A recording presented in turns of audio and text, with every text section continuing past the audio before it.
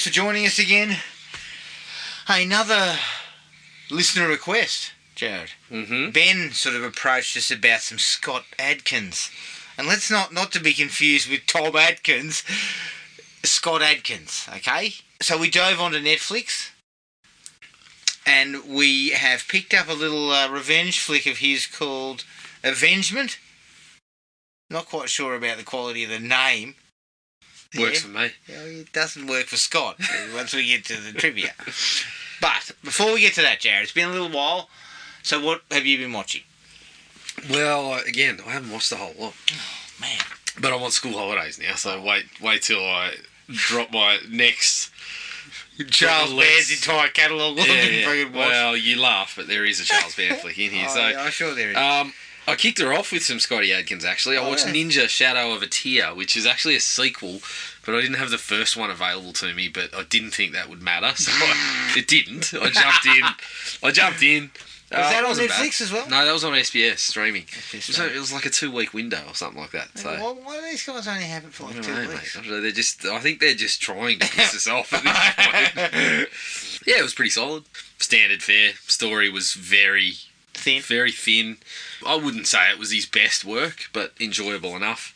I got onto We Have a Ghost. Oh, yeah. I watched that. It was alright. Yeah. It was kind of... There were parts of it that I enjoyed, but overall it was just...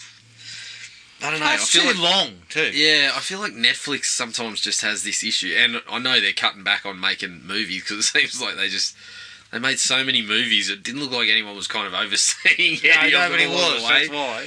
But it was just, a little bit undercooked. I think they Netflix has taken this approach of, or was taking the approach of fucking buy everything. Yes. Like, just get everything. Yep. Right? And so basically this is how we win. We win the battle by, because it's now about watching hours. It's not about number of subscribers. Yep. So, we will buy everything. Yep. From anyone. Yes. And we'll get this stable of films that just can't be rivaled by anyone else. And I believe that wheel is actually turning because they are understanding that the quality's not quite there. No, but I will say this for Netflix: they've got a large catalogue of Netflix films. Yeah, no, but how many of them are you going to watch again? Not many. Exactly. If Eddie, Jared. Red Notice? Red Notice, no. Look, there's been a few things I've enjoyed on there, but there is so much that you've just watched and then gone, sorry, you're correct, Jared. You're 100% correct. Their big ticket stuff is fucking garbage. It's just, you've got one to watch every weekend, but you're never going to watch it again. I mean, look at things like the big ones like Red Notice, Six Underground, Spencer Unlimited or whatever it was called, the one with Mark Wahlberg. They were highly budgeted films. Yep. They're all shocking. And that's the difference, Jared. It's not even like they're 50-50. No. They're fucking shocking. Like, they're terrible. They've got the biggest stars in the world. Yeah. So that, I can see how they might have come to their senses. I mean, I started to feel like when Netflix was dropping me a new picture, I did start to feel like that fucking, the woman and her son in Friday the 13th when someone was knocking on my door saying, you got a chicken coop to clean or something like that. I felt put upon. But in Netflix's case, they would have said, we'll film you fucking cleaning out the chicken coop. Yeah. And then, we'll give you $70 million to budget to do something with it. Yeah. So I think, and getting into business with Sandler and co, and signing those long-term deals, I think you'll find that they might be looking at some of that. Yeah, absolutely. Jesus Christ. I don't know whether Sandy Wexler is a job for somehow, no. But I think the wheel is turning and they want a similar kind of model, but just not as frequent because they want to make sure it's good shit. And at the moment, look, I'm not saying We Have a Ghost is as bad as those other ones. It was reasonably enjoyable, but I don't think it's something I will ever go back to. Felt like it was stuck in the middle of, is it gateway stuff? Does it want to actually be a little more scary? Does it want to be funny? Like, it just didn't kind of land on any of those levels, which was a bit of a shame because it had a good cast. I like Christopher Landon as a director, so hopefully they keep going with stuff in that direction, but maybe a little higher quality. I watched Bullet Train. Again, it was alright. Yeah. I think it was trying to cash in on that whole John Wick stuff. Obviously, there was a few reasonable action things in there, but again, it just seemed to go on for quite a while, and there'd be characters that show up for a blue that fucking had nothing to the story. The characters that were the core group weren't too bad. A few entertaining bits out of that. Brad Pitt got a couple of chuckles out of me, but all in all, again, probably middle tier. Full moon feature. Sideshow. Again, continue. I wouldn't say run out and watch it. Yeah, but it's on Tubi, so fuck. But it's on Tubi. Surely I can spend 90 minutes of my time trying to do that. I think it was closer to 80, but yeah. If it's 75, I'm sold. Funnily enough, it's like a lot of these full moon features where some of the ideas aren't what I would say are bad. Terrible. I would say they're interesting ideas that could come together with a reasonable movie, but when you're trying to make that movie for $25... yeah, exactly. It can be a little difficult. If it's not a one-room fucking two actors. And Charlie Band sees 15 pages of the script and just goes, fuck, well, you got to get rid of that because we need this to be tight. Yeah, but Charlie Band also says $25 is all you get.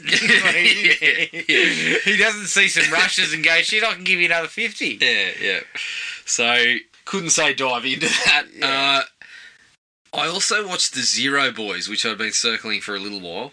Oh, yeah. Which was another one from the 80s that was kind of popped back up onto the streaming things. Like, nobody watched it in the 80s, but all of a sudden everyone needs to see it on streaming.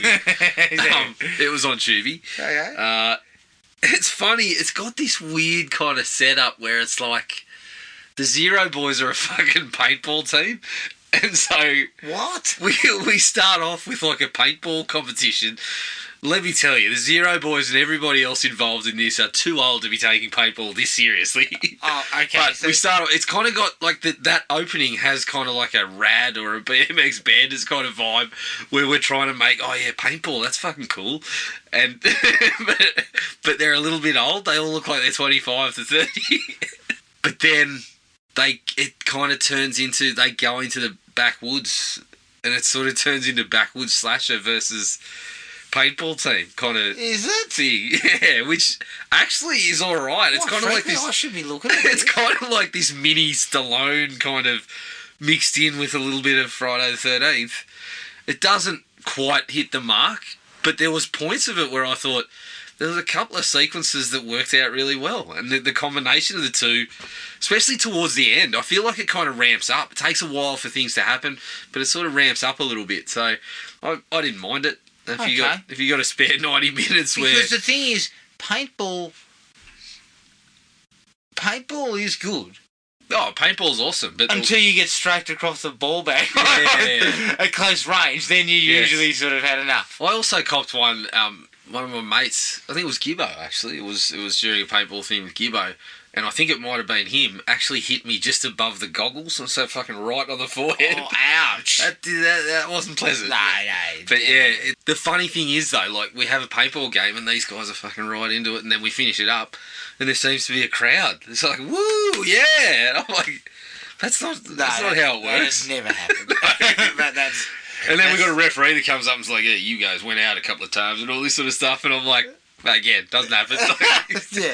They basically sell you the paintballs and say, yeah, just don't do this. Shoot each other. Off you go. Not within 3 metres of each other. But yeah, I would say if you like the action, it's kind of like it's the cross section of all this shit we love. So, but it's just a middle tier, but it's worth a bit of a look. Okay. And outside of that, the big ticket one I watched was Dungeons and Dragons. Oh, yeah. Honor Among Thieves. Yeah. I've heard nothing but good things. I actually liked it a lot. I thought it was great fun. I couldn't help but watch it and think, this is exactly what Uncharted should have been. Like, Chris Pine, the guy is just... I mean, he's just the most charming bloke in Hollywood. Is he unheralded? Is he underrated? I think he is a little bit. I feel like... Of the Chris's, he's kind of... the Chris, you got your Hemsworth. Yeah. You got your Chris Pratt. Yes. You've got... who's not very popular at the moment, even though he's still in popular movies. People kind of... what's the other guy? Chris Evans. And then you've got Chris Pine. But Pine seems to be bringing up the rear. Well, I think Pine recently has become like a bit of a... people on the internet are like, this guy's the one. He's good fun, this guy. Well, this guy's got the best range, potentially. Yeah. Out of all of them, too. But I think the... No, well, fucking Chris Pratt should stop making Mario movies and bullshit like that. Well, I've actually heard that's alright, and you know I'm going to have to cop that in the next couple of weeks. I know you're going to have to cop that. But yeah, I think Dungeons and Dragons was great fun. And I've only got... Look, I'm not going to say I'm deep into Dungeons and Dragons, but I've started to dabble a touch because, you know, the kids are interested in it. So I've kind of got in there a little bit. And to me, it actually seems like there's a few sequences that kind of mirror the whole thing about how a Dungeons and Dragons campaign's really only limited by the creativity of the people playing it. Because it's essentially just like group storytelling, right? With the confines of, you know, sometimes you're rolling some dice to determine how something goes one way or the other. Okay. And there's a couple of sequences where that plays out really well. It actually feels like a campaign with what they're doing. There's a cracking sequence about how they're using these little portals to get a particular job done, which is... I was watching it going, the creativity, the idea, the thinking behind this is just so much fun and so fresh. Outside of that, just a rollicking adventure. Hugh Grant finally playing a villain, working really well because, quite honestly, I think Hugh Grant has always struck me as a bit of a prick. Yeah, I think he's a villain in real life. Every time I see him in an interview, I'm like, he's got to be one of the rudest cunts I've ever seen in my life.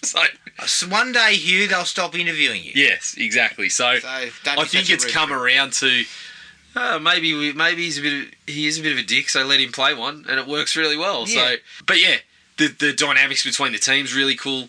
They give Pine some depth. Justice Smith, I believe his name is. Is it Justice Smith? Is that his name?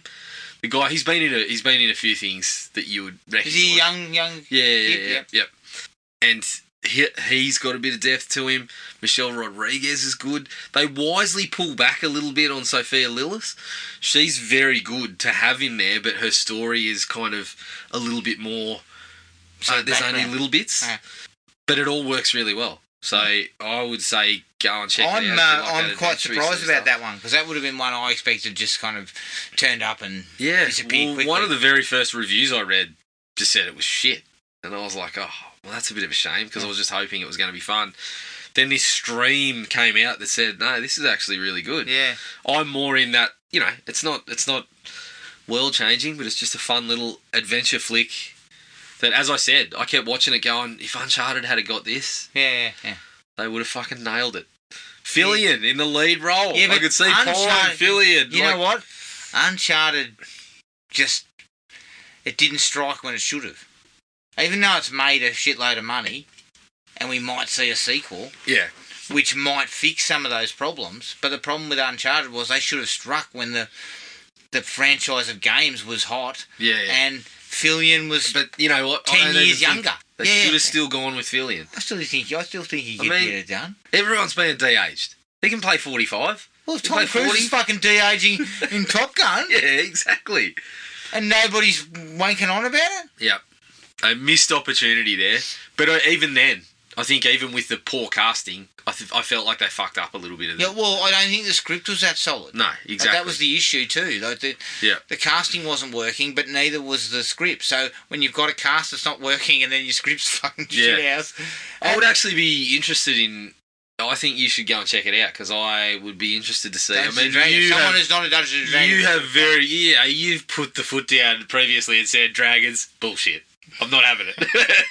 I've been fucking open. I've been open about my distaste for that kind of stuff. So I think it'd be interesting for you to take that one on and give it a go. See what you think. I might do that, actually. Side note, I don't know why I'm thinking about this with Uncharted. You know what I would love to have seen? Fillion in the lead role, and someone like Spielberg come back to do something like that. To retouch base with Indiana Jones again, like for the new era of Indiana Jones, to kind of start that again. Well, you watch this, and the Indiana Jones DNA is all over it. Yeah, and that's cool. That's a good dipping thing, into that. Yep. Is that it for you? Yeah, that was it. Other than, as I said to you, I was fucking sneaking around the doco section on Tubi, which is like, it's like walking down a back alley and someone flicking a card at you going... It's like me. It's like when I was in London and those fuckers used to have, in the back alleys of Elephant and Castle, and they had a rug on the ground covered in fucking DVDs and shit. Yeah. And then the cops would come along and they'd go, They fucking roll out. Yeah. Piss off. Before the cops came, they'd be going, Bigfoot? Aliens? Yeah, and I'd be going, talk to me. Yeah. Like, talk to me. I told you about one. I got mixed up. There's one on there called Tahoe Joe, and I was like, oh, fuck, Bigfoot doco. But it turns out it's a found footage Bigfoot movie. So that one might be, what we're sniffing around. Although I did the first review I read on Letterboxd was fucking raging and saying, I've watched 2 of this bloke's movies, never again. All right, that's a glowing recommendation. That's a fucking recommendation for this show, if I can tell you that now. Yeah. Okay. I've got a big ticket item as well, like you, but I hung around a bit of bullshit. Mm-hmm. I went to the doco section. I went for a bit more quality. No, you didn't. Than where you were aiming. No, you didn't. Netflix true crime is not quality at the moment. Well, it's better quality than the fucking it's not. stuff. It is not. All right, okay. I watched the Madeleine McCann documentary. Yeah, it's been on there for a number of years. You started it. Started it last time we. Yeah, I finished it up. Look, it's way too long. 8 episodes. Like, yes, it's a very interesting case, and it does showcase that the media once again ran away with this fucking thing and started making things up. I mean, I know, there could be some heat on the parents. Yeah. In that thinking of maybe they did it. But honestly, the stuff that was coming out in the media is just fucking so ridiculous. Like, it was just so ridiculous. Like, it couldn't possibly have been them. But the media just ran off with all these bullshit stories about how they'd killed her and stored her in a fucking freezer for 7 days. And I'm like, where do you get the freezer from? Yeah. Like, where's your evidence? Yeah. Oh, that's right. There is none. It was too long. Yeah. And it's clear that the family wants nothing to do with it. Mate, I feel like fucking suing Netflix for the amount of extra episodes of shit I've watched on Netflix that didn't need to be there. And I'm gonna bring in a case against Netflix. I want those fucking 100-odd hours of my life back. Cut it to 3 episodes, not 4. 2 to 3 episodes is what I get. The second one I watched was called Sins of Our Mother, which was only 3 episodes. And should have been 2. Yeah, you probably could have got it down. You could have definitely. But it was quite interesting because this woman just went off the fucking reservation and went from being, they were Church of Latter-day Saints people. She went from being, what you would consider sort of a normal churchgoer, to a fucking raving lunatic. Yep. And pretty much killed 2 of her kids. Yeah, right. With assistance from some bumcake who was telling her that, he was God or something. It was really, really creepy. Okay. These people are absolute loose cannons. Mm-hmm. Look, that one's probably worth a watch because it's short. Yep. I think Maddie McCann, if you give me 8 fucking episodes of that, I balk. Well, you reckon that they might tack another 8 episodes on about that bird that was saying she was Maddie McCann. And then, yeah. Surprise, surprise, no, you're not. Like, it's... Well, I didn't need the DNA test. I was just like, no. Did you? So that's proven it wasn't. Yeah, I think there's been a DNA test. See, when I'm coming out of the woodwork to try and get some money and say I am somebody that I'm not, when they say it's DNA time, I say, well... Yeah. Look, you shouldn't have shown your face. You should have stayed behind the internet screen saying you were Dwayne Johnson and everything's fine. Everything's roses. Well, you get money that way. That prick's cleaned up. Whoever that is. They're living high on the hog. That's got to be the easiest scam you've ever done in your life. Well, look, these pricks are getting lazier and lazier because I got a text message the other day that said, you have failed to pay a bill. Click here, learn what it is. Yeah. I was just like, come on. They didn't even put a name. Fellas, this is low. Like, this is low. No, nothing. Did it fall under my $25 rule? You know what, Jared? They would get 10 people who'd click on that thing. Yeah. Well, that's why they do it. That's why, as they say, if you don't answer that, then you're not the target. No. They're just spamming everyone and hoping to get it. Yeah. Okay, so me and my wife then did a quick... We went back to coming-of-age films. And I told you the last episode that we watched The Way, Way Back and The Spectacular Now. Mm-hmm. This time we watched Edge of 17. Yeah, good which I really enjoy. Yeah, I think that's actually probably the best one of that period. Recently, I reckon it's of the probably recent the best period. Yeah, no doubt. Haley Steinfeld is fucking awesome. Like she's just, and Woody Harrelson just brings a nice touch to everything. And then we watched one on Stan. I know you fucking cringe when I, because you're continuing to think that you'd probably get rid of that soon, but yeah. Yeah. As I said, if they charge me over 25, I'll be firing up. Under 25, I didn't. None the wiser. Who's that? Is that The Rock? Oh, he can have it. He probably needs it. He needs it, yeah. 23, Well, you know what? He needs 24.95. Yeah, leave it to The Rock. It's 25.05. I think, hang on, fuck. Hey, you greedy bastard. Greedy prick. Get your hands off. Yeah, 24.95. I mean, fuck. The Rock, that's not going to hurt me as much as he has. Well, and the Moana remake is not cheap, so he's going to need a little bit extra. What the fuck is he doing? He can't shave off just a little bit off his $1.9 billion fortune. Yeah, that's right. Then we watched one called The Duff, which was on Stan. Yeah. Which I actually liked as well. It wasn't as good as Edge of 17, but it was still pretty good. So, a couple of good ones there on the coming of age in that period. That one's got an Amel in it. It has. Doesn't it? Robbie. Not Stephen. Yeah, he's the Stephen. I think Robbie's kind of like caffeine-free Coke. Yeah, Mel Brothers. Yeah, Robbie, you see the can and it's a better looking. There's a third brother who's like fucking Robbie's a no cousin. Sugar caffeine-free. Robbie's a cousin. Oh, is he? Yeah, they're cousins. He's not a brother. Fuck, No. they look alike. No. You never know. Robbie might show up in heels. So I'm hanging He for might, that. yeah. When's that going to come back? Shortly. I believe it's a month or two away. Oh, right. Okay. I watched Beast Yep. with Idris Elba. Mm-hmm. It wasn't bad. Little survival thriller. Yep. They do a reasonable job of keeping it kind of tight, no nonsense. Most of it would make some sense, in a sense of what you might do Yeah. in that type of situation. Pressure. Under that Wild type animals. of pressure. Well, Fuck. let Talk about me pressure, mate. let me put it to you this way. I'm not getting out of the fucking car No, of course. at all. Nah. I'd rather starve to death.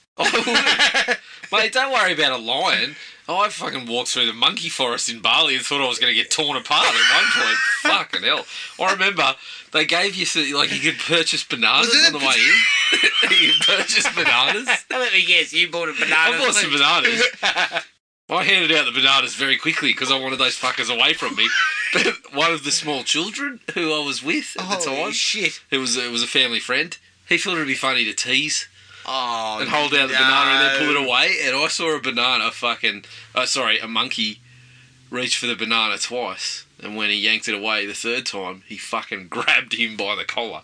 The monkey fucking grabbed him by the collar, snatched the fucking banana and ran away. And I thought to myself, you are fucking lucky.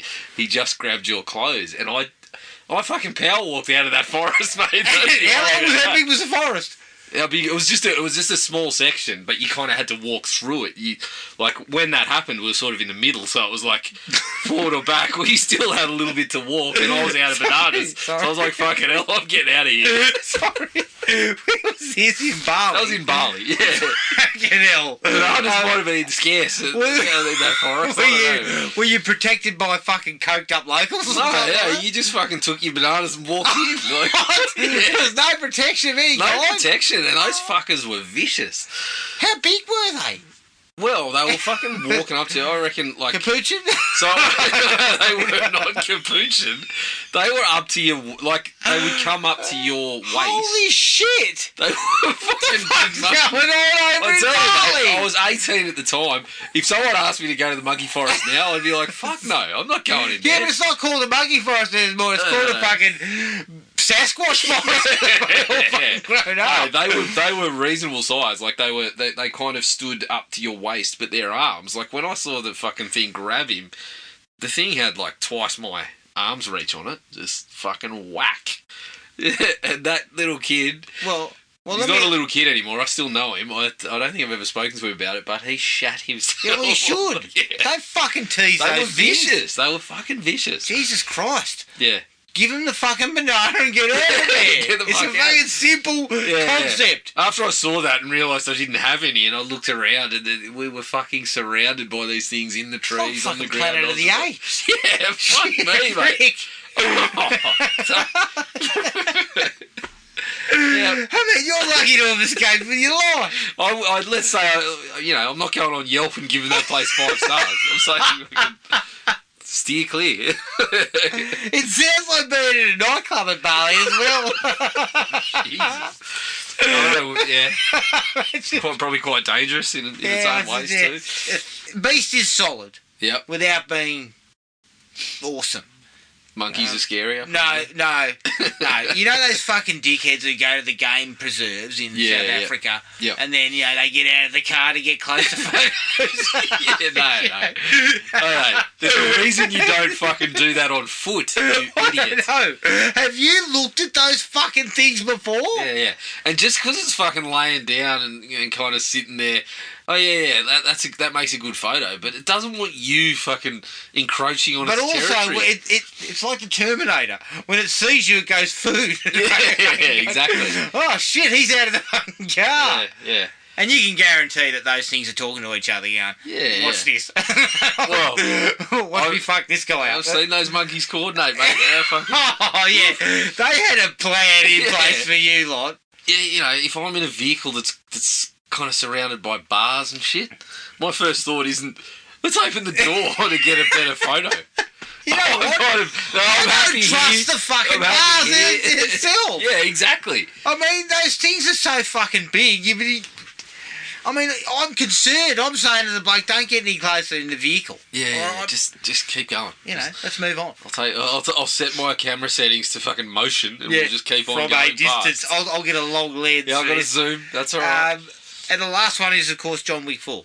Yes. I haven't got there yet, but looking forward to it. Wildly entertaining. Yeah. A little bit of repetition starts to slip in, but they do enough to sort of switch up some of the fights as it goes along. Yeah. Which tightens some of that up. She's a fucking ass-numbing 2.5 hours. Yeah. And you're telling me that John Wick's crisp suits are now kind of protecting him from even more. Yeah, correct. Johnny's getting fucking hammered left and right. Yeah. And look, but you let that go. Yeah. Like, you have to accept I think that. After John Wick 1, maybe sneaking into John Wick 2, I'd realised, his kind of suits are just, they're made of bullshit-proof material. Yeah, exactly. But you're not there for that. You're there for the kind of the ride of what's going on. And they introduced a couple of nice, really, really cool new characters that I thought were good. Man Adkins? Scotty Adkins is in there. In a fat suit. Mm. Also, a blind character, who gets quite a bit of screen time. He's kind of like a guy I could see a spin-off with. Is that Donnie Yen? Johnny, yeah. Donnie Yen. And let me tell you something, mate, when he fucking wallops someone's ass, some blokes are getting fucking whipped. Right now. Yeah. I'm not sure I'd like to be a stuntman and hearing, let's just set that one up again. Yeah. We might want to get a couple of takes on this. We've fucking done that. Are you sure? Because I am feeling it right now. Donnie's fucking 60, isn't he? Yeah, he's getting up there. Because let me tell you, he still throws a pretty crisp punch. Yeah, have you watched the Ip Man movies? Because Ip Man 3, he throws down with Mike Tyson at one point. Has he? Yeah. Is he walloped? It's pretty good. Well, it's one of those ones where they're kind of like, you get a bit of back and forth. Oh, yeah, okay, good. Yeah, John Wick 4, worth it. Check it out. Good. Yeah. The series is still strong. It may not quite be as strong as it once was. Yeah. And I think 3 and 4 are both we've kind of plateaued a touch. Yeah. Well, quality level. I thought 3 was, parts of 3, like some of the action stuff was the best of the series. But I believe this one's, money-wise, is going to open more than any of them. Easy. So John Wick 5 will be fucking walking into cinemas before you can blink. Oh, no, surely Keanu needs a fucking rest. Well, they said, I heard, again, going back to the town, they had the head of Lionsgate on there talking about it. Because they're talking about how Lionsgate's a little bit different. It's not really an indie, but it's not really a major. It's kind of somewhere in the middle. And they were talking about John Wick. And essentially he said, look, if Keanu wants to, like you see the numbers, Keanu wants to, of course we're going to. Oh, of course. So it kind of rests on what he's feeling But Keanu needs a rest. He looks like he's pretty heavily in it. Like a lot of the stunt work and shit. He must be fucking tired. But the flip side is, you go to 5 movies or something, you're in the fields with, the Rockies and that sort of shit. Yeah, true. Something that we can constantly go back to. Yeah, that was another thing they were talking about, the library. So I reckon Lionsgate would fall all over themselves when Keanu says no, they slip him a little piece of paper with a number on it that makes him go, look at this stuff. Yeah, all right. Read this. I'll have a think about it. That was it from me. I did actually, interestingly enough, I started doing a little bit of reading in some of my old authors, favourite authors from the horror period. The King, obviously, I read plenty of King. Yep. But I found a Richard Lehman pairing for $3 at the Lifeline Book Fair. Good. And I thought, look, I haven't read Lehman for a while, and I just remember smutty. Smutty was a word I would use with Richard. Yeah. But I thought, I better give this... Look, I'll give him a go. $3. Yep. Smutty was exactly what I... What you got? Yeah. It's well written. Like, it's pretty well written. But unlike someone like King, his stories, his plots are just fucking so basic. Mm. And then he just spends all this time. Like, I've read 150 pages, and... he has described how these 3 women look in a bathing suit 4 different times. Okay. In that 150 pages. And I was just like, fuck, mate. Like, we get it. We get it. Yes, they're good looking and you'd like to fuck them. Let's move on. Do you know what I mean? Like, but there's no plot to speak of. So what ends up happening is he just... Oh, shit. I think he's one of those authors who traded on the gore and the sex and stuff to kind of sell what he had. Okay. Whereas King, he didn't have to do that. He just, insert gun barrels in bums and shit. Yeah. Sort of way. Well, you know what? He'd surprise you. Well, having read a bit of King, obviously he doesn't go to that level, but King does like to describe, every time a woman is introduced, he does like to give a lengthy description of what they look like, and it always seems to include their breasts. Yeah, of course. So Stephen's not no, don't worry. Stephen's not immune. Stephen's a fucking weirdo as well. Yeah. But Richard's stuff is kind of like, it's trading to the lowest common denominator because the plots don't have anything solid. They're basically like slasher films. Yeah. They're built on this very, very sort of House of Cards kind of setup, simple setup. Yeah. But there's nothing else. So what he ends up doing is just repeating himself all the time. Needs to get a little modern, mate. I've got a couple of books in there for you from the new guys. Stephen Graham Jones, Grady Hendrix, those guys. Oh, I've read Grady Hendrix. Grady Hendrix is good shit. Yeah. I've also got my copy of Clown in a Cornfield too. So okay. Yeah. I was going to pop on that the other day. Good. But that's it. All right. Let's take a break. Here's the trailer to 2019's Avengement.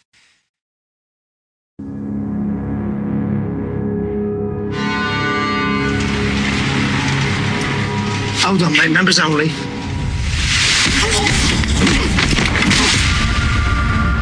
If you want me to break one of my rules and lend you money, then you're going to have to do something for me. You follow her home. You take the bag off of her and you bring it back here. You come back here without that bag, you're on your own.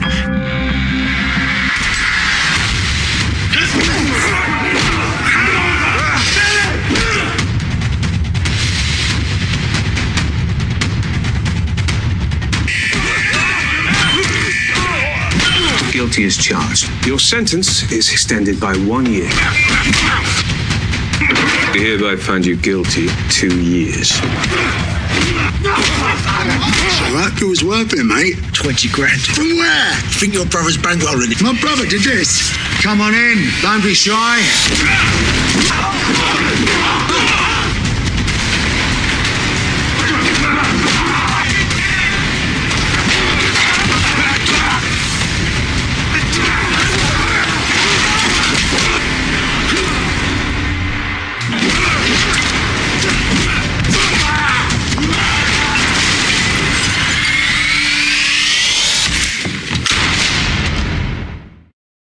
Avengement from 2019, directed by Jesse V. Johnson.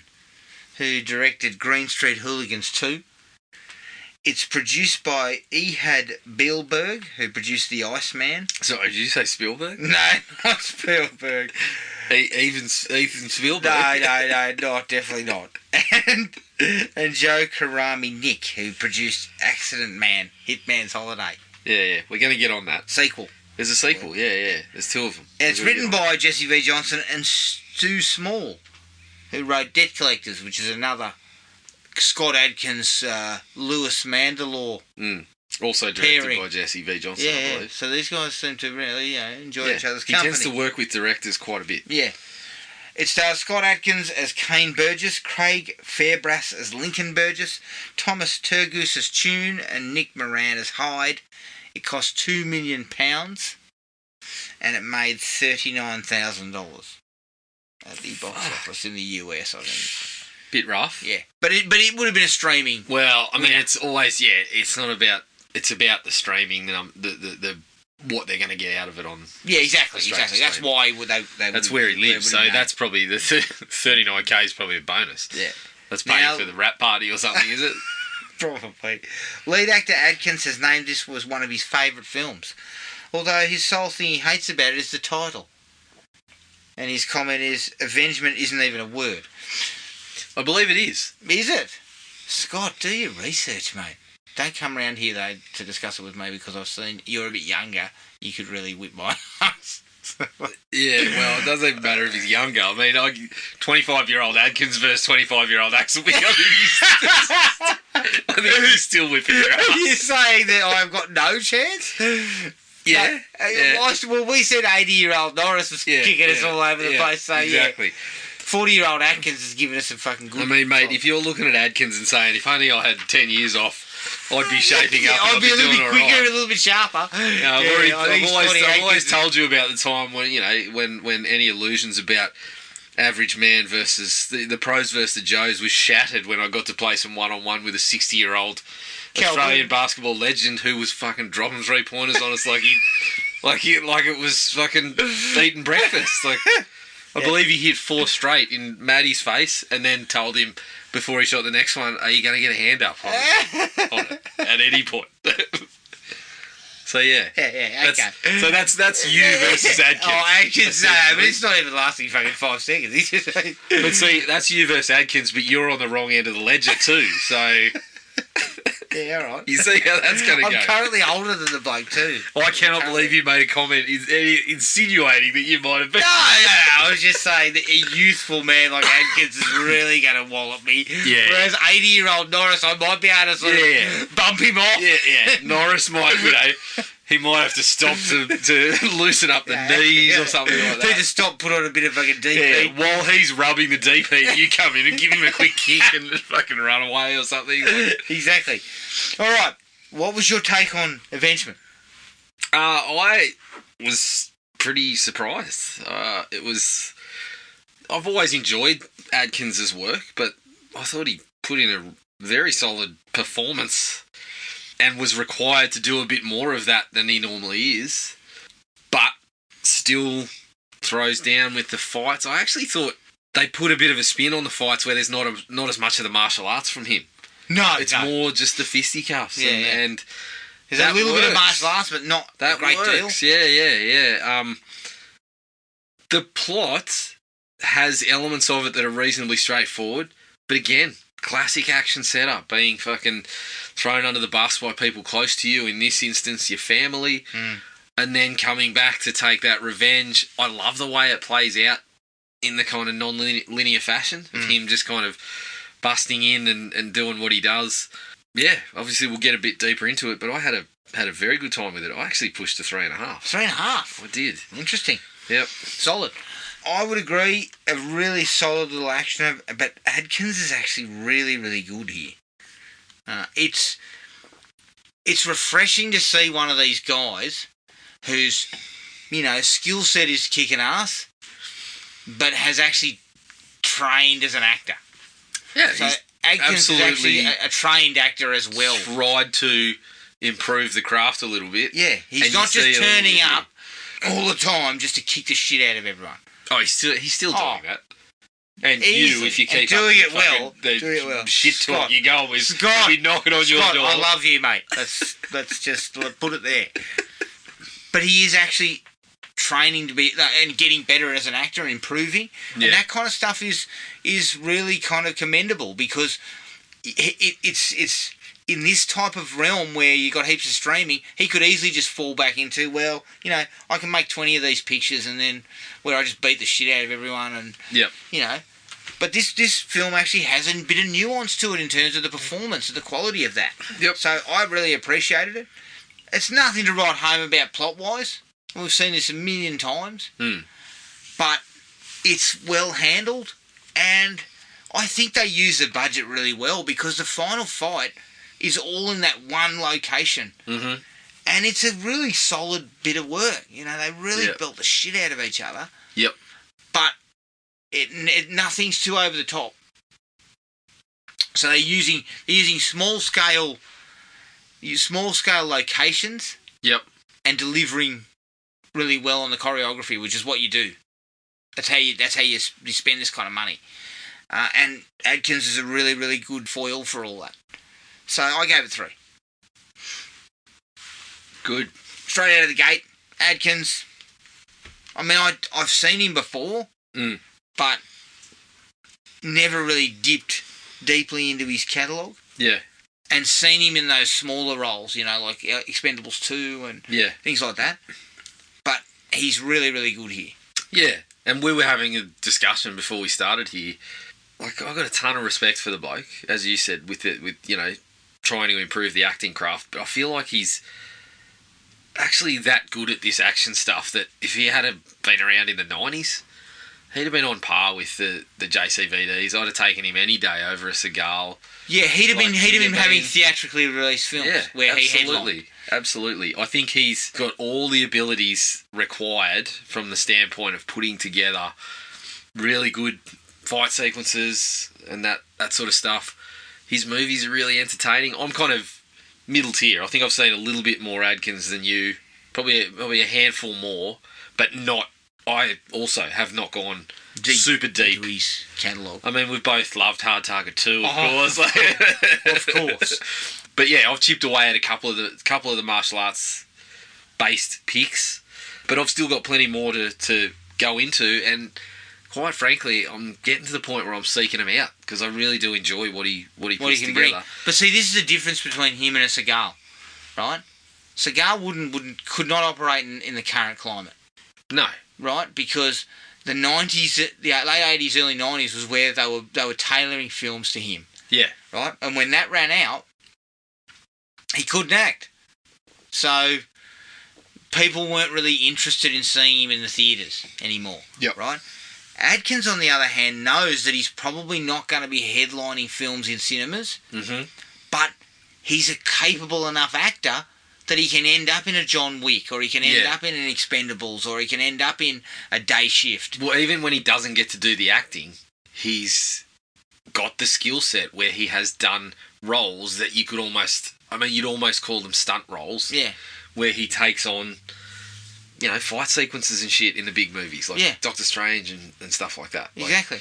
So he's found this really nice middle ground, and I think I'd love to see him in a little more of the, you know, you look at John Wick, that's pretty much the only massive action thing that you can get into. And I love the fact that they've gone and picked up those guys that are doing that work.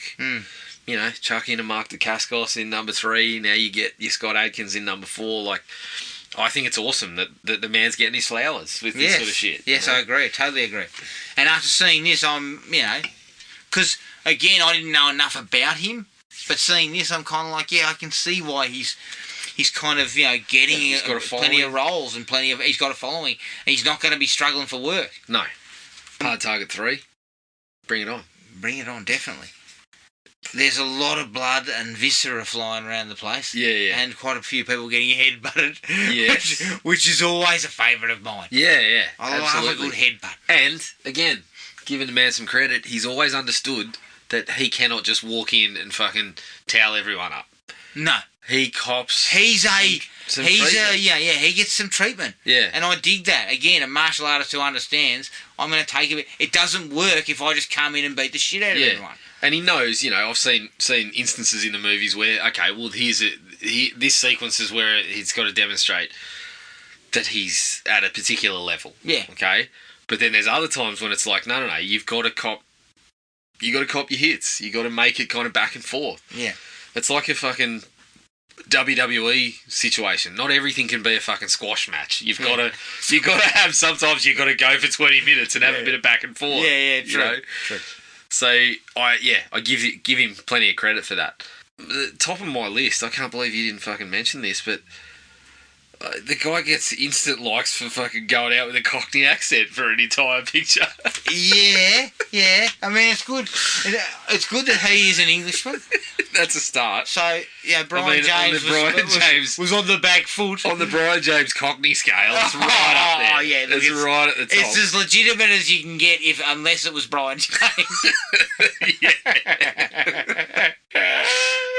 Just because you say fucking governor does not mean you are a Cockney. I think it's at the point where if you do say governor, it's an immediate fucking strike. Yeah, look, and again, I like that kind of.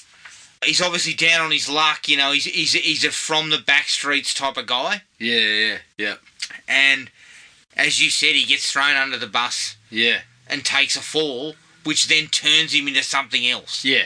But the thing about, I'm making jokes about the Cockney accent and all that sort of stuff, but that kind of way of speaking and the fucking culture and whatever comes out with some really good fucking dialogue for this sort of stuff. Initially, the sequences in the bar, there's some absolutely crackling moments with the dialogue. Yeah, I dug some of that. So all that stuff works really well. Just to add to, just mentioning a couple of violent moments that I enjoyed. The bloke getting shot in the kneecap. Yes. And then they zoom in on the damage, and then, of course... he tries to fucking lift his leg and it falls in half. And then Adkins boots his fucking head off. And then starts going, nice and quiet. Yeah, exactly.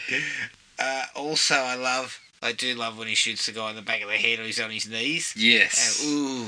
Yeah. Nasty. It kind of got to a point where you were just waiting for that, but they played it really well. Played it really nicely. I also love, from the get-go, I think the stuff in the pub is really good. Like, the way that he begins it all by interjecting into Tune's story about how he fucking...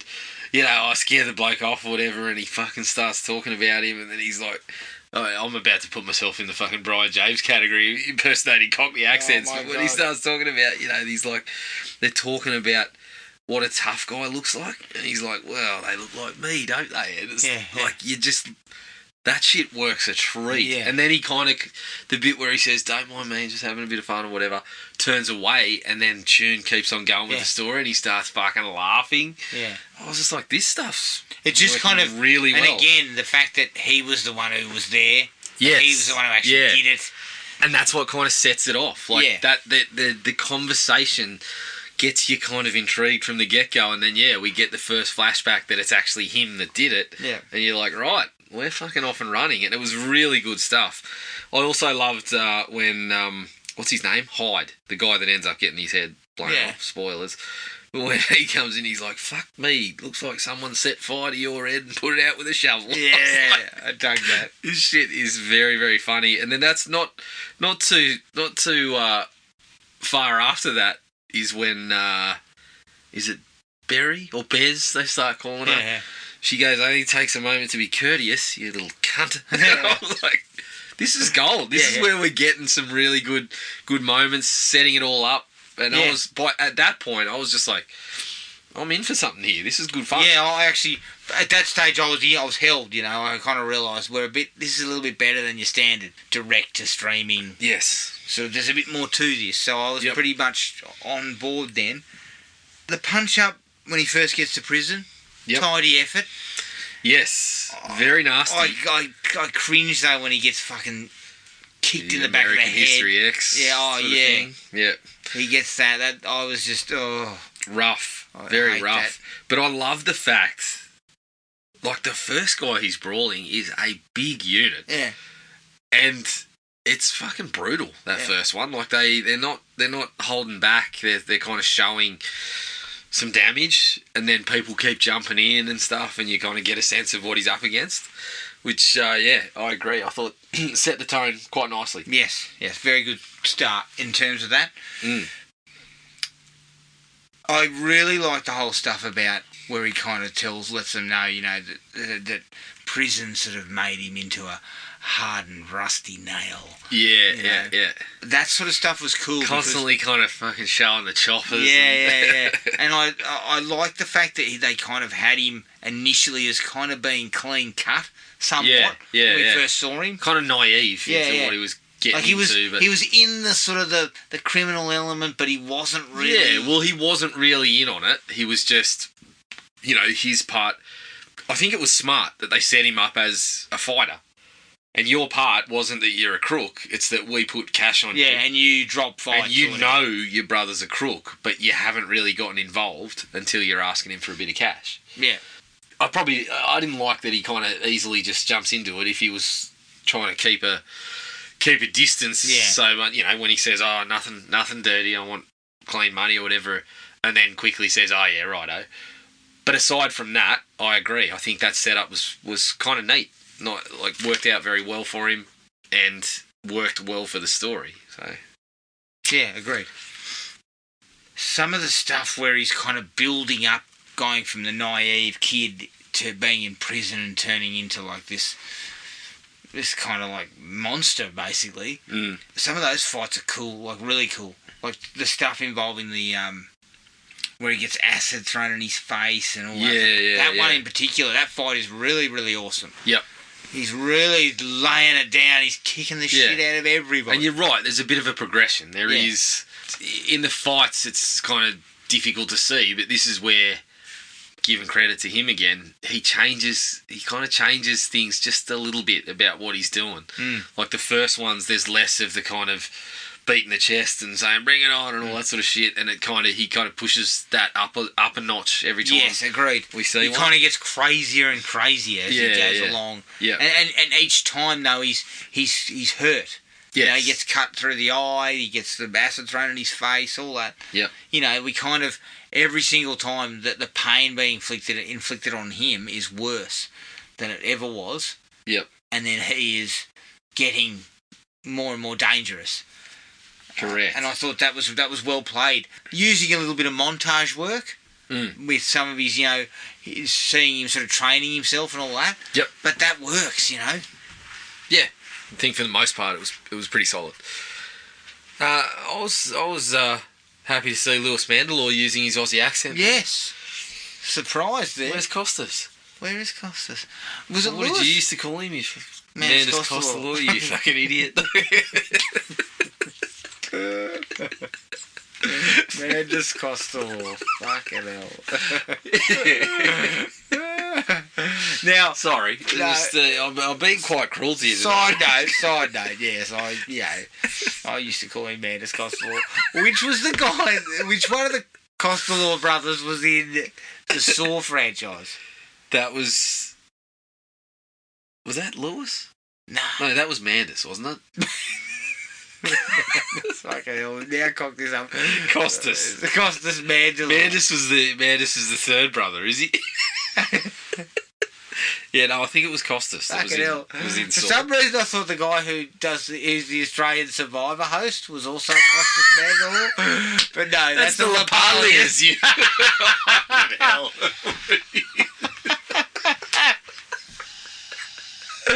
I'm getting my Italians mixed up. That's Jonathan LaPaglia. Sorry, yeah. It is Costas that was in the Saw franchise. Costas was in the Saw franchise, and Lewis is not making... Mandus or Lewis. No, stop saying Mandus. I'm getting mixed up. You're getting confused. You still think that's an actual person? Lewis is working steadily with Scott Adkins. Sorry, it was Anthony LaPaglia that was in Saw. Nah! Shit.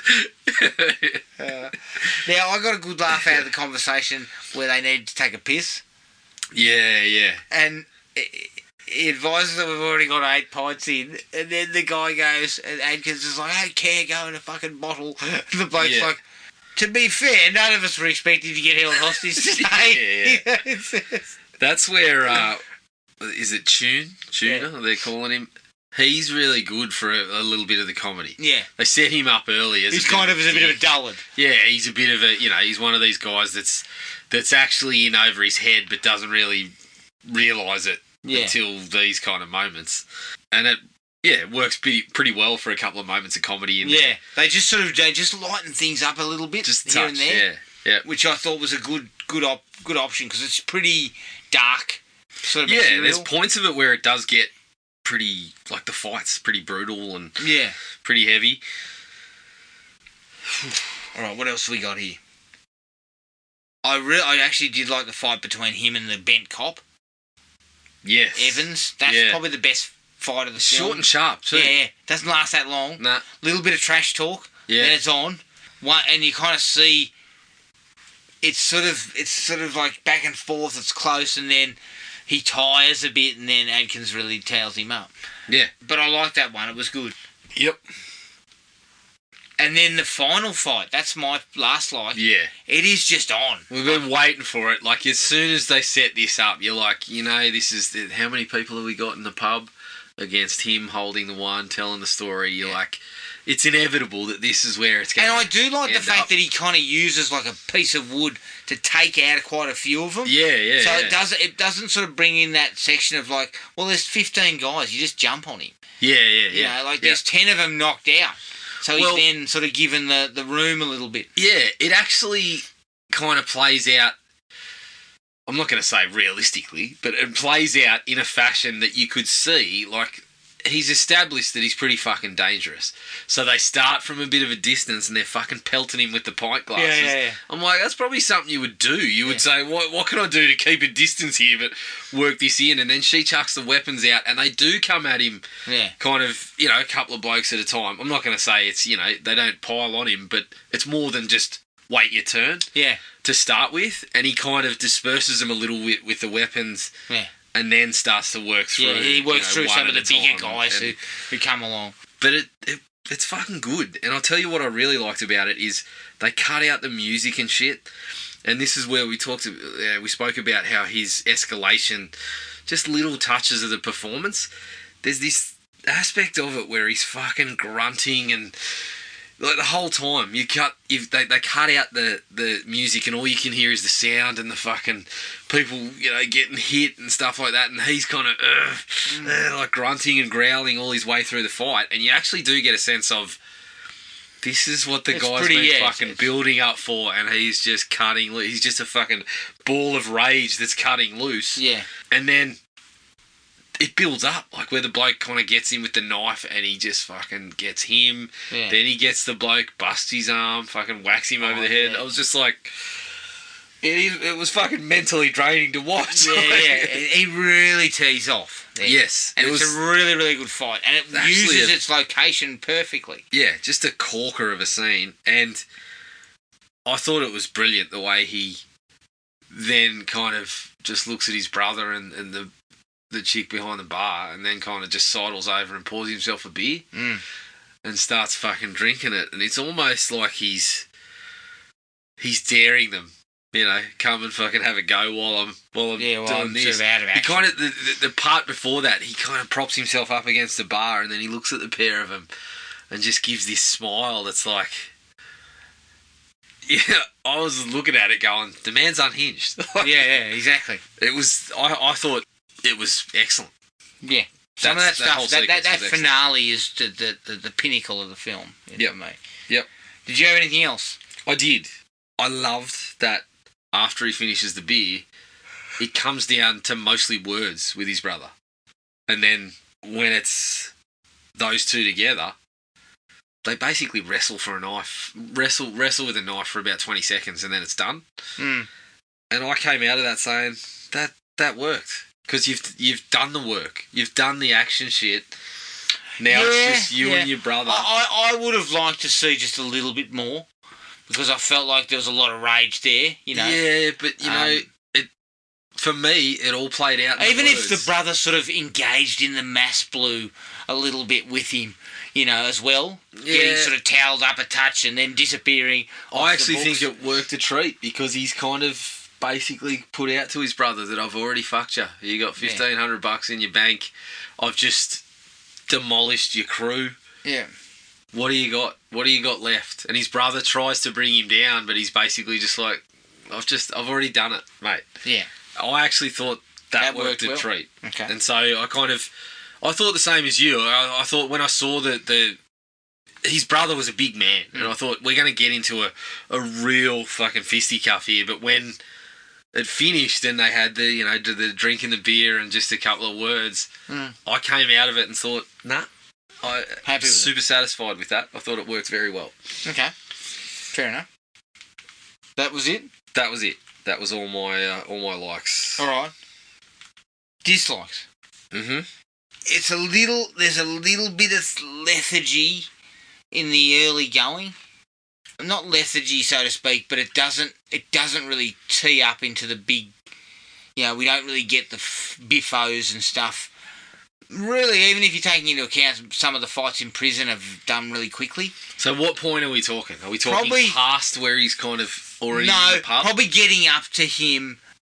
He's taken over the pub. Yep. And then we're talking about his sort of rise in prison. Yeah. Things slow a little bit there. I agree. Once he gets that rage in him and starts bashing everyone left and right, that's when the movie picks up again. Yeah. He goes, when he gets the acid thrown on him and he gets cut and everything, we're seeing this montage of punch-ups. Yeah, I had the same kind of note, and I reckon it's from about the same section. I put a note here from about 15 in to about 40 in. Yeah.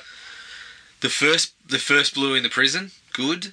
But then I totally agree. I think other than his escalation, there's not much to separate those fights. Yes. It's all very similar.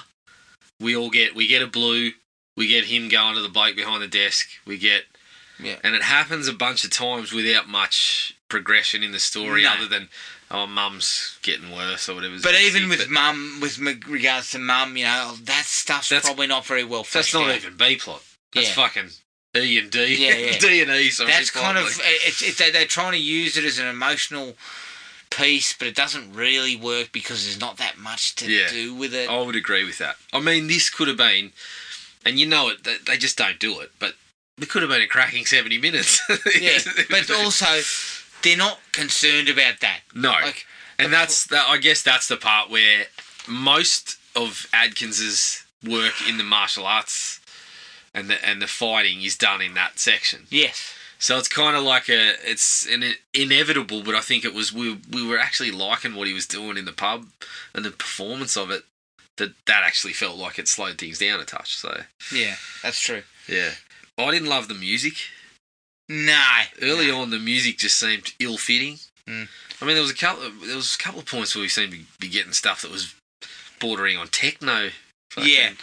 Look, it's one of those things, I guess, when you're working with a small budget, you got to cut some corners, and it felt a little bit like that there wasn't as much effort put into that. Even cutting corners, though. Okay, I'm not expecting stirring music from the most famous musical artist in the world. I'm not expecting Hans Zimmer. I'm not expecting to be wrapped up in a Lady Gaga ballad like I was in Maverick. Oh. But so I'm still trying to untangle myself from that. Well, I untangle myself and then I hear it again and I'm fucking wrapped right up again. No, I think it's felt ill-fitting. Yeah. It didn't feel like it was adding anything to the story, adding anything. And when they cut it away in a couple of those fight scenes, it's not missed. Cutting it away in the last fight in the bar was the best thing they did. You're not missing it. You're not sitting there going, I'm missing the stirring music. Yeah. For me, he is probably one of the most recognisable prisoners on earth. You wouldn't miss him. No. He would not have had a chance to get to the pub. I mean, they're fucking... It would have been... Every cop in England would have been looking for him. And they knew he was tied up with his brother. Yep. Where's his brother hang out? Well, he seems to always be at this pub. Everyone knows he's there. Exactly. So, from that sort of standpoint, he wouldn't... he'd have been on the run. Yes, yeah. And I guess that's part of what doesn't work about the storytelling in a non-linear fashion, that it's all flashbacks. You don't get a sense of how long he's actually there. But I'm with you, like, if he's on the run for more than fucking half an hour, we're closing. They know how dangerous this bloke is. Yeah, correct. I would agree. There also seemed to be, and I did say that they cut down on this. There's a couple of moments where you think seems to be a handful of accomplished martial artists in the clink. Yeah, I know. Are they all getting locked up? like, let me guess, assault and battery? Is that what they're up on? There's one where one of the blokes unleashes a kick that Liu Kang would be proud of in Mortal Kombat, where I'm like, okay, we're kind of showing our cards here a little bit. Yeah. Because for the most part, they is he in martial arts prison? Is that what this is? Did he get locked up on the way to the Kumite? Is that where they're holding the Kumite now? Fucking maximum security? Yeah, BMF or BM1G, whatever it was. Yeah. It just says that there's some well choreographed fighters hanging around the clink. And don't get me wrong, I understand that these are hardened people. Yes. That's what we're trying to get at. Yep. But as I said, I think overall it works out that they do try to keep most of it kind of brawling and hand to hand and getting a few, he gets knifed in the back, 4 or 5 times? Yeah. But, yeah, there's just a few moments where you see someone kind of get into stance and then, unleash a big kick or something, and you think, all right, I'm not quite sure that we're holding the UFC in the prison this year. It's kind of like in those teen films where we get a choreographed dance number, and every motherfucker on the at the prom is currently dancing for fucking Cirque du Soleil or something. Yeah, that's right. Yeah, I didn't realise Young Talent Time were fucking coming through the prom this year, but hey, look at that. Everyone's it's a fully choreographed flash mob. Yeah, that's right. Yeah. But yeah, that's true. The whole thing about his brother sort of setting him up, kind of standard stuff. And it wasn't really much of a reveal for me, because I was kind of like, well, who else was doing this? Well, can I just say, when Lewis or Costas or Jonathan or whoever it was told him the plot, Jonathan. when he told him the plot, I was kind of hoping Scotty would say, can you just go back to the start? You just run me through that again, because I think I missed a couple of the intricacies. Well, yeah, Costas was doing a bit of mumbling too, so he starts going, threw under the bus and Mabel, this and that, and then 150 people. He moves into the houses, and I'm like, excuse me? How's this working? Is this a pyramid scheme? I just thought... So, sorry, hang on, sorry. So I've been taken for a ride by Amway. So how do I pay my debt? I've got to get onto Facebook Messenger and message 2,000 people that I am Dwayne The Rock Johnson and I need $25. Sorry. $2,500 until payday. In this day and age, the Rock needs 45 iTunes cards. That's right, because The Rock doesn't have Apple Music or Spotify. Yeah, exactly. Well, I sort of, he explained they're very tight on that shit though at Woolies and Coles. Because fuck, mate, I bought some of those for a charity thing, and fuck, in every place I went, they gave me a full spiel about how it's scams. Yeah. And I'm like, look, I understand the scams. No, I'm not paying this to Medibank or the tax office. Exactly. This is actually to purchase apps on my phone. You know what? This is for fucking others. I'm not paying anybody. Like, how fucking... you're saying, I'm not paying any companies. This is for a personal friend that I met on Facebook. Yeah, exactly. I think he's Nigerian. He said he's going to pay me back one day when his family wins back the royal palace and reclaims their riches. So I know what I'm doing. Just give me the cards. I mean, initially I thought I was going to go, do I look like I'm stupid? And then I thought, no, that's not going to work. I do not want to hear the response to that question. When they fucking pause for a second and then go, well, you shouldn't be paying me. They don't even fucking give you a second to... They just go straight back into it. You know that they've decided you're an idiot. Yeah, yeah, that's right. So instead of saying, do I look like I'm stupid, you start saying, this is my money, just give me the fucking card. Don't fucking answer that. Give me the fucking cards, you fucking cocksucker. Yeah, I was like, just give me the fucking cards. Right? And what I started doing, because I was sick of getting hassled, was I'd go to Woolies and buy $100 worth, and then I'd go to another place and buy. They probably looked even worse. I thought you were going to say you walked out, you came back in 10 minutes later and bought another 100. With a fake mo. With a Vince McMahon mustache. Sorry, a Gomez Adams mustache. That fucking thing on Instagram is the funniest. Vince McMahon sells WWE. Unable to procure photos of Spider-Man. Yeah, that was good. And he looks like J. Jonah Jameson because of his fucking mustache. Yeah. Oh, Christ. Yeah, it's not his finest hour. You know what? This guy is a multi-millionaire. Billionaire now. Billionaire. He's a billionaire. They valued the company at $9 billion. Well, let me give you this. If you've got $9 billion, why do you keep making a fucking dick of yourself? Yeah, exactly. Every 5 minutes. Yeah, I mean, your $9 billion is coming at cost of your reputation. That mustache, pulling both your quads, shitting yourself and then demanding to be shot from the waist up. I mean, if I shit myself, the job's off. We're cutting to commercial. I just soldier on. Okay, so I've shit myself. Let's get on with it. Okay, well, you can work for bits. Yeah, well, But watch out if you my fucking sneeze. personal favourite is, yeah. I admonish people for fucking sneezing, which is a bodily It's a sign of response, but you can't help it. You fucking Vinnie dickhead. Mac believes that's a sign of weakness. Yeah, I'll tell you what's a sign of weakness: growing a fucking dirty porn stash, you dickhead. Oh dear. Right, Okay. Time to move on. After escaping prison, we see him standing around on the street like a sore thumb in a fucking prison jumpsuit. On a street corner. Correct, yeah. Just hanging around, hands in pockets. So, yeah, okay, what's going on here? Nothing to see here, mate. Nothing. Just, out for a walk. What's that bloke in it? What was that bloke on RBT? Oh, just waiting for a friend. Just waiting for a mate. Yeah, exactly, yeah. You appear to be mounted up a curb in front of a fucking shopping strip. Just waiting for a friend. Yeah, what though? It's a dead giveaway. Are those shoes that they give me in prison? Dead giveaway. Like, Were they still the slippers? I thought they might have still been in the slippers. Sorry, that slipper was wedged up somebody's asshole in a lift at that point. Yeah, exactly. He'd inserted that in the bum of some poor bastard in the lift he was in. I love where the bloke's there going, I can't let you leave. And Adkins is there going, no, you're right. I'm fucking... Yeah.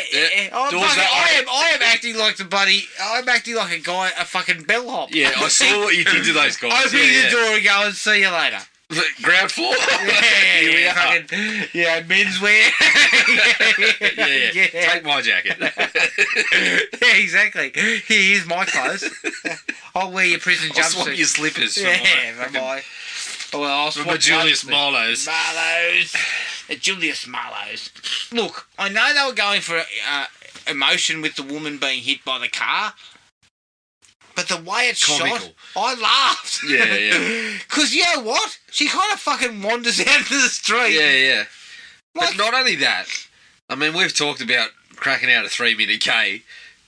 Scotty's jogging so Mabel can keep up. Yeah, I know. It's not believable because that he she keeps has... yelling back to her going, Yeah. I left the bag.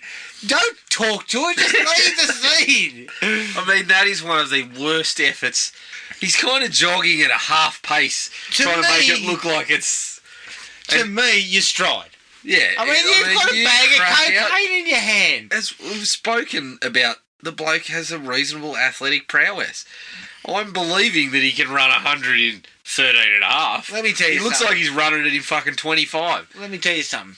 If he'd have put in a full stretch, and he could not only have outrun Mabel easily, Yeah. he probably could have engaged in a blue or two along the way. Yeah, that's right, yeah.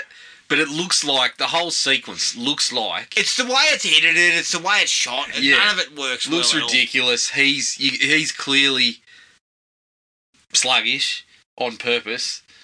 And as you said, when she gets hit by the car, it's kind of the cherry on top. You kind of She wouldn't have died. the way it was shot, No, fuck no. the way it was shot, she's not hit hard She'd enough have to kill barely her. suffered a fucking concussion. I mean, John Wick gets fucking hit by 4 cars in a minute. Exactly. It just gets up. I mean, the Arc de Triomphe, those cunts on the Arc de Triomphe are fucking... they're driving like maniacs. Yeah, slow down. They fella. continually seem to be dispensing their rage against one man on the street. But Yeah. she wouldn't have been dead. I mean, she fucking that's stands how- up, brushes it off, and she continues to hobble after Adkins. You fucking cocksucker! You fucking Who's cocksucker! still standing there at a half pace going, I've still got your bag, Mabel, and kind of And running then away. she like- yells out, she gives the game up by going, give me my bag of coke back, you mongrel. Yeah. It's that is the point of the film. In a film that strains the credibility quite a bit, Yeah. that's the one point where you're like, come on. Can I ask the question? Come on now. You know, Let's you not said do you were confused about what Adkins' brother had somehow put together Yeah, some sort of something criminal about enterprise that was 150 worth people £2 million, Yeah, yeah. which to me You'd want to seemed... be more than that if you got 150 people in your fucking pyramid. By that Yeah, I know. Fuck, there are Sorry. Amway salesmen who have got much better Sorry, continue. things than that. But I didn't understand any of that. It was cocaine in the bag, is that right? Well, so my Because understanding was Mabel didn't they've got look like a these people- smacky to me. Although, judging by her Mabel fitness, she might be Mabel engaging looks in a nose neat. candy. neat and kind of, well put together, looks presentable. Probably put her in a job interview and expect a reasonable strike rate, I Oh, yeah. I mean, if she snorts a lot guess, pre-interview and starts talking to everyone in circles, then fuck, I don't know, maybe a higher strike falls rate. on the whiteboard. Yeah. So what I got from Lewis, or Was Costas, what? whoever it was What'd that you get? Because I didn't get it. they had people who were purchasing drugs, which Mabel was supposedly a part of but didn't look a part of, who had debts, who they would come around to the house and then they didn't pay the debts. So then, from what I got, they were fucking setting up operations in their houses. Yeah, but I don't get it. What Sending the fuck shit were they from there. doing? So they gave drugs to Mabel. Well, if you fucking, and then if they you're took the drugs Amway, back? and it seems like you've got a lot of locations that you're working out of. I don't know. Yeah, I don't. I didn't really get it. I didn't was get a snatch confused. and grab. I was confused. And maybe because Well, put it this way. In this case, I'm Scott Adkins. I fall for it because I got no fucking idea what you're talking about. Oh, yeah. And Lewis says to me, "This is what you wrapped up in," and I say, "Can you explain it to me again?" And I then he say explains it this. to me again, and I say, "I think he's talking to you." Yeah, exactly. And I'm Mr. Thompson. then, he explains it again, and I say, I still don't know what was in the bag. But I'll tell you what, sign me up. Yeah, That's what I say. I say, you fucking confused me so much. So you're telling me I'm missing out on a cut of something here? What was in the You bag? want me to snort the cocaine when I get it? All of it? And he explains it to me again, and I say, "What bag? What are you talking about?" Yeah. What's that bit in the middle? What was it? Can we go back to the houses? How many houses are we working with? 150. Sorry, what was her name again? His house? Yeah, because he says he memorised all the names. I can't even fucking understand what we're talking about here. I didn't memorise my own name after we're talking about this. Yeah, that's bullshit because, okay, being in jail, you got a lot of time on your hands, but to me, that's just more time for me to forget. Yeah. Forget And look, who the fuck I was trying to I rip tend off. to drift off in a long conversation, so he kind of starts I talking mean, the about other things. day at work, I was fucking just about out cold the meeting. For Christ's sake. He explains it to me one more time, and I say, "Excuse me." Who are you talking to me? Yeah, what? Fucking Hey, Adkins' brother kicks my ass. We got to because I- 90 seconds and I was out. I didn't know where we were at. Whatever it is, I'll do it. Yeah. Yeah, okay, I'll run another bag. You've been arrested for taking the bag. Sorry? What the fuck? I don't know. I'm Was I lost. supposed to leave the bag or take it? I'm supposed to put the bomb on. That's that kind of thing. Yeah, Yeah, definitely that yeah. kind of thing. It's very unpredictable. I'm unpredictable because I got no fucking idea what you're talking about. So you think you've told me the plan, and then I come back and I say I enacted the plan, and they said, What's this? Yeah, I thought that was the plan. It's akin to fucking hiring a couple of junkies to kill someone for you. Exactly. Look, I would fit right in painted games. I don't know what you're talking about. Yeah. I don't recall this conversation. You know what though? I'll torture a man for his money. Yeah. No matter what you're asking me to do. Oh, this is why I go so well at school, mate, because I'm super organised. You should see me when someone comes in and says, "Oh, so-and-so here today." I kind of look at him and go, "Oh, yeah, shit, they're in this class, aren't they?" You talking to me? It is definitely the donkey with the fucking flies hanging around its head. Yep. I'm not going to deny that. Yeah, no doubt about it. All right, have you got anything else? I had the... No. We don't need to worry about that. I've got nothing else. You See how you talk me in circles and I fucking lost my train of thought there? I mean, honestly, I'm fucking got concussion getting kicked in the head by Scott Adkins. Dear. But also, you know the other thing about that, how silly that is? You're hiring... I know you want to throw your brother under the bus, but you're hiring a bloke who fucking fights for a living. I mean, his fucking brains have been punched out.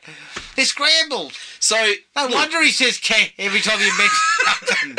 When we got to that... Jesus. Yeah, you're asking a bloke who's presumably had a number of concussions to remember small details. That's not a good plan. Recipe for disaster. How did you make $2 million selling fucking Amway on fucking whatever you're selling? Clearly you've got some smart cookies in your group because you're not the fucking king of that. But once we got to it, I was like, your brother has annoyed you that much that you're going to go to this fucking length. I mean, just take a couple of pipes to the bloke. Exactly. But whip his ass. Once you've sent him up the river, is that not enough? Why do you need to put the fucking 20 grand on his head? 20 grand? I'm not trying to kill that bloke for 20 grand. I need 50 minimum. 50? I mean, because Adkins can turn around and kick the shit out of me. Yeah, look, after the first fight where he took, he's 75. He got him a little bit of a tete-a-tete with a bloke who looked like he was built like a fucking tank. And then it took 3 or 4 blokes to step in and kind of settle things. Again, why did they not kill him there if the money was on the table? But once you've seen that and that he's kind of can handle that, my asking price is higher.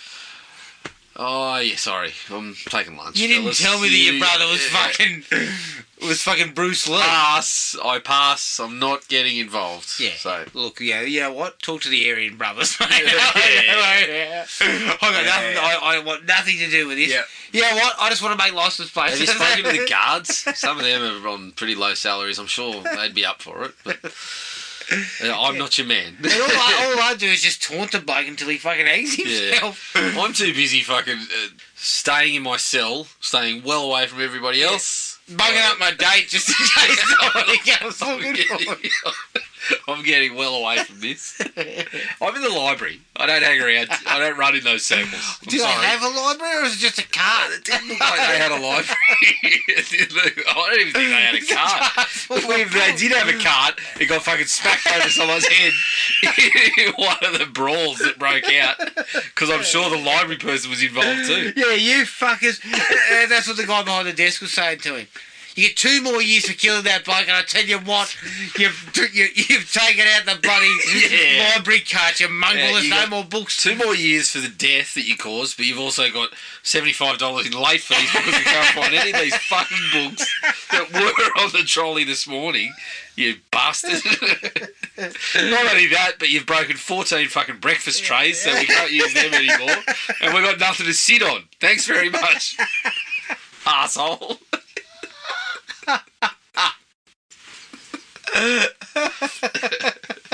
We're still missing one baton that seems to be wedged up somebody's arsehole too. If you can retrieve that for us, much appreciated, because we're not running with a high budget here. Yeah. It's a low budget prison. You've seen it. Yeah, we wanted to put on another guard, but we have to replace the baton before we can do it. Now that the library cart's broken, the fucking prisoners are carrying it. We've got 6 guys doing that job. We only needed 1 guy previously because he could just push the cart, idiot. You are fucking our budget right up. Yeah. So I'm going to give you another year to continue to fuck it all up for us. I'm going to give you another year and then ask the guards to look the other way so you can punch on with everyone. Holy Christ. What, can I just ask Wouldn't this he question be in too? solitary? This was my last thing. They mentioned that he was being segregated about 15 times. I don't know what segregation happens to coincide with you being surrounded by 14 blokes every morning, but... Well, the guards were stupid. They thought segregation meant put him in with everyone else. Oh, he goes segregation. He does a couple of crunches and lifts and whatever. And then by fucking morning tea, he's surrounded again. So what, is it a one-day segregation policy? So you smashed up the commissary area. You got a couple of days in segregation, and then you were out bashing and barging people elsewhere. Yeah, again, put that on the tick too. The commissary's there's fucking 2 minute noodles everywhere. Nobody can trade 2 packets of cigarettes. Noodles everywhere. The cigarettes are fucking squashed. We got nothing to sell. Like. I mean, Christ, you want a packet of Mickeys, but she's squashed because some big unit's been thrown on it. Yeah. Our fucking jazz crackers, they're all mushed up. We had to put them on special. No one was going to buy it. So you would think after the first or second time they would have said, parole, stamp, off you go. Yeah. Go back out into the community and wreck that instead, you bastard.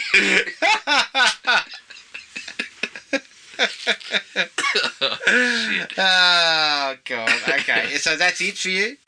Yeah, pretty much it. I think it's high time we got to a bit more Adkins. Yes, I think correct. maybe we might need to get to a little more in the near future. I think so. I think he's sort of come to the fore. Yes. Here. Absolutely. All right, that was Avengement. You can find us on Podomatic, iTunes, Spotify, and anywhere else you get your podcasts. Send us an email at thrillme@iinet.net.au. We're on Facebook at Thrill Me Podcast Australia, Podomatic at thrillme.podomatic.com, and Instagram at thrillmepodcastau. Keep an eye on the Facebook page for details of our next film. We are most likely going to try and do a week-to-week coverage of the new season slasher, like we did with the previous season. So that's hopefully going to be in the pipeline very soon. Yes, now that it's finally hit. Yeah. You were waiting minute to minute. Fucking shudder. You like to put it on, 2 a.m? Yeah, is that, do you think it's that's out. next time? It's out, so you can watch it. Fucking arseholes. Well, if you were running on normal hours, you could watch it when you get home, but I know you'll be falling asleep. Oh, no, there's no way I'm watching it when I get back. No chance. But until then, everyone, take it easy, and we'll catch up with you later. Cheers. Find the podcast at Podomatic or on iTunes. Don't forget to rate and review. Like us on Facebook at Thrill Me Podcast Australia, or contact us at thrillme, all one word, all lowercase, at iinet.net.au.